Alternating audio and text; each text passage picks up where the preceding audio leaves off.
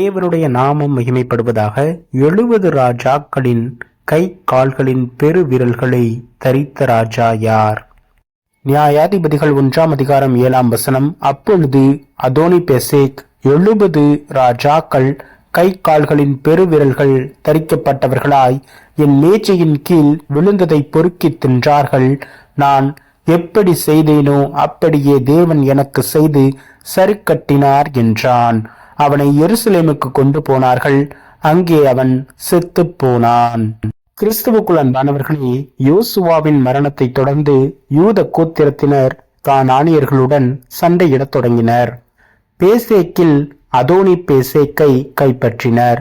அதோனி பேசேக் 70 ராஜாக்களின் கட்டை விரல்களையும் பெரு விரல்களையும் வெட்டியதாக ஒப்புக்கொண்டார்.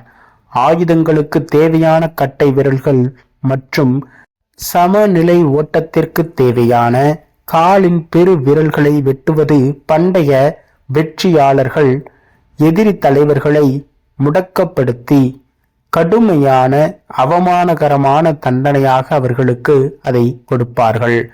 அதை அதோனி பெசேக்கு அந்த 70 ராஜாக்களுக்கும் செய்தார்.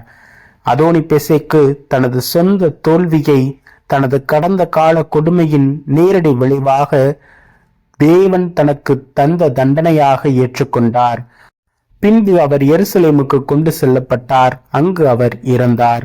கிறிஸ்துவுக்குள் அன்பானவர்களே, நம்முடைய வாழ்விலும் நாம் செய்யும் செயல்கள், நாம் பேசும் வார்த்தைகள், நாம் சிந்திக்கும் காரியங்கள் அனைத்தையும் தேவ சிந்தையோடு ஒப்பிட்டு தேவன் நன்மையான காரியங்களை செய்கிறவர், என் தேவன் பரிசுத்தமாக இருக்கிறவர், நான் பரிசுத்தமாக காரியங்களை செய்ய, செயல்பட, நடக்க, பேச அவருடைய சிந்தையிலே என்றென்றும் நிலைத்திருக்கத்தக்கதாகவும் நான் காரியங்களை நிறைவேற்ற வேண்டும் என்று அவரோடு ஒருமனப்பட்டவர்களாக காணப்படும் பொழுது நம் வாழ்வு என்றென்றும் பரிசுத்தமாக இருக்கும்.